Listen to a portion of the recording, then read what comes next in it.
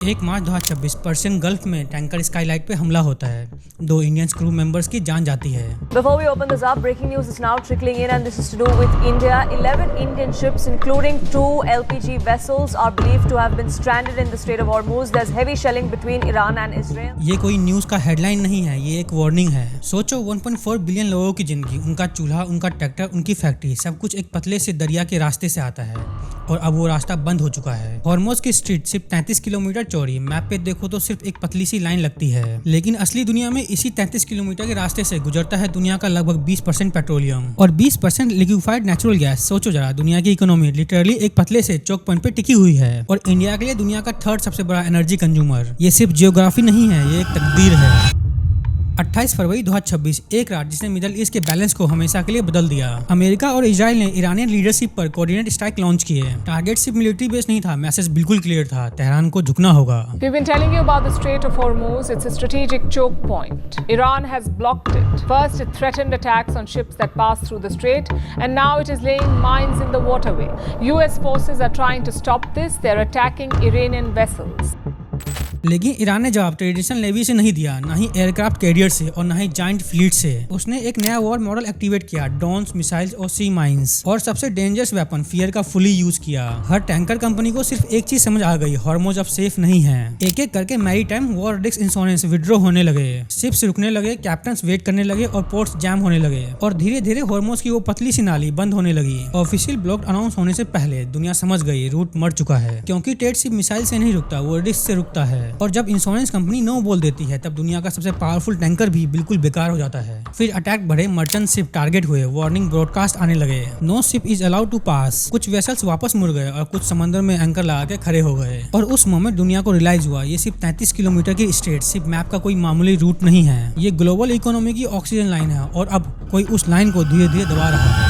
With the energy shock now quite evident here in India, with the price of petrol, diesel, LPG going up sharply, and concerns that this is going to have and is already in fact having a knock-on effect on all aspects of life, there are real concerns on what would happen if the war in West Asia continues.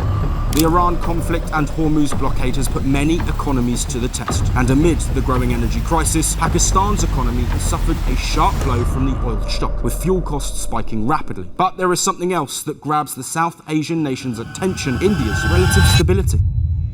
India के लिए 1970 के बाद ये सबसे बड़ा energy shock था और ये आया एकदम गलत वक्त पर। इंडिया में 330 मिलियन घर हैं जो खाना पकाने के लिए एलपीजी पर निर्भर करते हैं। इनमें से 10.33 करोड़ फैमिलीज को सिलेंडर उज्ज्वल योजना के जरिए मिला, जो मोदी सरकार का एक लैंडमार्क प्रोग्राम था गरीब घर तक क्लीन कुकिंग फ्यूल पहुंचाने का। मई 2026 में कई बड़े शहरों में एलपीजी का रिजर्व सिर्फ 5 दिनों तक था, सिर्फ 5 दिन। ये कोई स्टोरेज नहीं थी, ये एक इमरजेंसी थी। जैसे ही टैंकर्स रुकने लगे, पैसा भी भागने लगा। मार्च के आखिरी तक $1 के लिए 93.88 रुपीज देने पड़ रहे थे। सिर्फ एक महीने में मार्च 2026 में इंडिया से 12.5 बिलियन का पोर्टफोलियो इन्वेस्टमेंट निकल गया। क्रूड ऑयल ऑलरेडी $26 पर बैरल है, जो कि इंडिया का फॉरेक्स रिजर्व धीरे धीरे खा रहा है। इसलिए पीएम मोदी ने लोगों से कहा, सोना मत खरीदो, विदेश मत जाओ, फॉरेन ब्रांड मत खरीदो।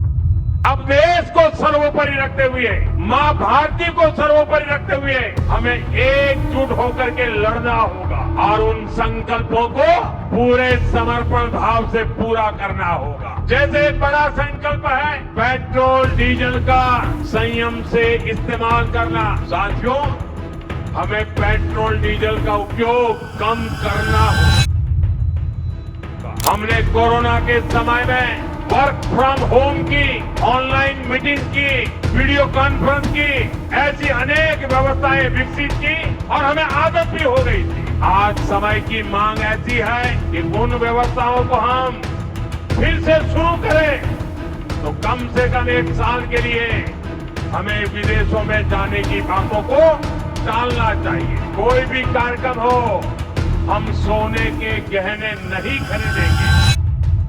ये कोई मामूली कल्चरल एडवाइस नहीं थी, ये एक इकोनॉमिक वार्निंग थी। 2026 का वर्क फ्रॉम होम 2020 जैसा नहीं है, यहाँ कोई हेल्थ रीजन नहीं है, सीधी बात फ्यूल बचाना है। हर वो व्हाइट कॉलर एम्प्लॉय जो घर से काम कर सकता है, जिसकी वजह से एक गाड़ी सड़क पर कम होगी और 1 लीटर पेट्रोल कम जलेगा। मई 2026 में IOCL, BPCL, HPCL इंडिया की सरकारी ऑयल कंपनीज पेट्रोल पे 21 रुपए पर लीटर घाटा उठा रही है और डीजल पे 93 रुपीज पर लीटर। हर दिन का कंबाइन लॉस 2650 करोड़ रुपए, वो भी एक दिन में। यहाँ फ्यूल डिमांड को कम करना सिर्फ एनवायरमेंट की बात नहीं थी, ये उन कंपनीज को बचाने की कोशिश की जा रही थी जो इंडिया की सप्लाई चेन को जिंदा रखती है। अप्रैल 2026 इंडिया का पावर ग्रिड ने रिकॉर्ड तोड़ा। 256 गीगावाट का पीक डिमांड 47 डिग्री सेल्सियस के हीट वेव ने पूरे देश को एसी चलाने पे मजबूर कर दिया। इंडिया के पास अब 150 गीगावाट सोलर पावर है जो दोपहर के पीक पे सोलर इलेक्ट्रिसिटी का 33% जनरेट करता है। बहुत अच्छा, प्रॉब्लम 6 बजे शाम को आता है। इंजीनियर्स इसे कहते हैं डक कर्व। जैसे ही सूरज ढलता है सोलर जनरेशन एक ग्लिफ से गिरता है, लेकिन घर में एसी, फैन, फ्रिज सब कुछ फुल ब्लास्ट पे चल रहे होते हैं। 24 अप्रैल को 61 गीगावाट की जरूरत थी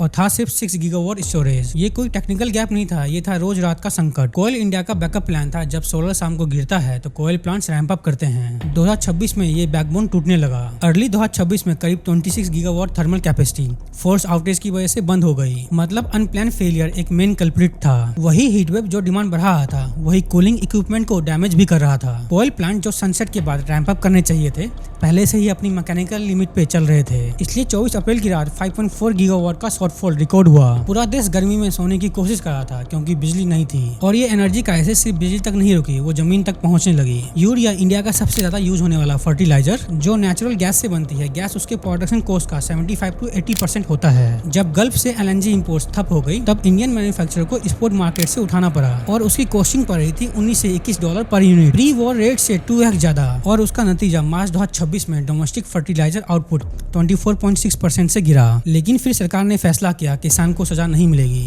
इस संकट से निपटने के लिए हमारी सरकार निरंतर प्रयास कर रही है। आपको याद होगा उस समय और आज भी फर्टिलाइजर की एक एक बोरी दुनिया में 3-3 हजार रुपए में बिक रही। एक बोरी का 3,000 रुपया और भारत के किसानों को वही खाद की बोरी 300 से भी कम रुपये में दी जा रही है। 3,000 के सामने 300 रुपये में। जो बैग ग्लोबली 3,000 रुपए में पड़ता था, वो इंडियन फार्मर्स को 300 रुपए में मिलेगा। और ये जो लॉस था, ये गवर्नमेंट पे कर रही थी बजट सब्सिडी से। ये सब्सिडी जून की खरीफ फसल से पहले इन्फ्लेशन को रोकने के लिए बहुत जरूरी थी। बजट से 79,000 करोड़ से ज्यादा खर्चा होने वाला था। हॉर्मुज में लगी हुई जंग 3,000 किलोमीटर दूर सीधी इंडियन फार्मर्स की थाली तक पहुंच गई थी। पीएम मोदी के हैदराबाद स्पीच का एक हिस्सा जो सीधा किसान के दिल से बात करता है। उन्होंने फार्मर्स को कहा नेचुरल फार्मिंग की तरफ लौटना होगा। ये सिर्फ इकोलॉजिकल चॉइस नहीं है, ये एक स्ट्रेटेजिक इकोनॉमिक डिसीजन है। अगर इंडिया का किसान केमिकल यूरिया से आजाद हो जाए तो गल्फ से आने वाले LNG पर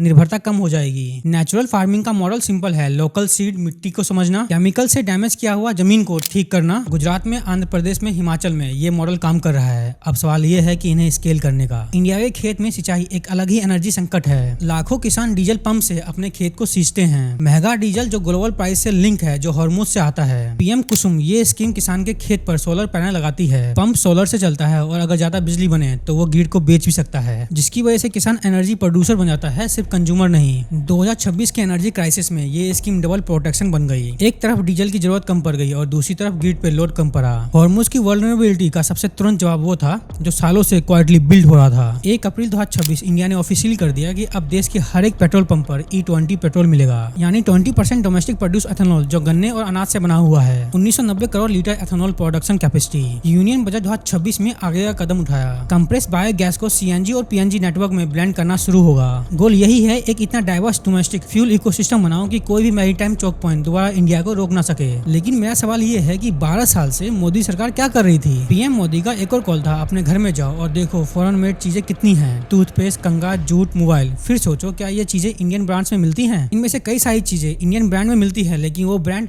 चाइना से इंपोर्ट करती हैं। लेकिन जो मेक इन इंडिया इनिशिएटिव था, जो सब भूल गए, उसका क्या हुआ? इसके ऊपर मैंने एक फुल डिटेल वीडियो बनाई है, वो ये वाली है। इस वीडियो को आज जरूर देखो। पीएम मोदी का ये कॉल वोकल फॉर लोकल 2.0 है। ये सिर्फ एक नारा नहीं है, इंडस्ट्रियल पॉलिसी है। जितनी चीजें इंडिया में बनती हैं, उतना ही कम एनर्जी और लॉजिस्टिक का ग्लोबल फुटप्रिंट, शिपिंग कम, फॉरेस्ट ड्रेन कम, पर्शियन गल्फ के वॉर रिस्क मार्केट का एक्सपोजर कम। अगर एथेनॉल शॉर्ट टर्म एस्केप है तो ग्रीन हाइड्रोजन और न्यूक्लियर लॉन्ग टर्म गेम है। फरवरी 2026 तक नेशनल ग्रीन हाइड्रोजन मिशन के अंदर 8,000 टन ग्रीन हाइड्रोजन प्रोडक्शन की कैपेसिटी हो गई है। साइट प्रोग्राम में एक ब्रेक थ्रू मिला है। ग्रीन अमोनिया का प्राइस 49.75 पैसे से 64.74 पर केजी, ये ग्लोबल बेंचमार्क से काफी नीचे है। मतलब फर्टिलाइजर इंडस्ट्री को इंपोर्ट गैस की जरूरत खत्म होने वाली है। न्यूक्लियर में यूनियन बजट ने 2047 तक 100 गीगावाट न्यूक्लियर कैपेसिटी का टारगेट रखा है। शांति एक्ट 2026 ने पहली बार प्राइवेट सेक्टर के लिए स्मॉल मॉड्यूलर रिएक्टर बनाने के लिए रास्ता खोल दिया है। उसके ऊपर मैंने एक फुल डिटेल वीडियो बनाया है, वो ये वाला है। इस वीडियो को आज जरूर देखो। जब तक लॉन्ग टर्म गेम बिल्ड हो, इमीडिएट क्राइसिस के लिए तुरंत ऑर्डर चाहिए थे। सरकार ने इलेक्ट्रिसिटी एक्ट 2003 के सेक्शन 11 के अंडर इमरजेंसी कॉज को इवोक किया। टाटा पावर का 4 गीगावाट मुद्रा प्लांट्स और सारे इंपोर्टेड कोल प्लांट्स 1 अप्रैल से 30 जून 2026 तक फुल कैपेसिटी में चलेंगे। साथ में विंड फार्म्स और बैटरी स्टोरेज प्रोजेक्ट को क्लियरेंस दी गई। हॉर्मुज क्राइसिस ने इंडिया की कमजोरियों को क्रिएट नहीं की, उसने उन्हें एक्सपोज किया। पावर ग्रिड का डक कर्व, खेत फर्टिलाइजर फ्यूल का लिंक, रसोई का इंपोर्ट डिपेंडेंसी, और हमने नेचुरल फार्मिंग छोड़ दी थी। सोलर इरिगेशन के बारे में सोचना ही बंद कर दिया था। और ये एक एक चीज 2026 में एक सजा बन के आई।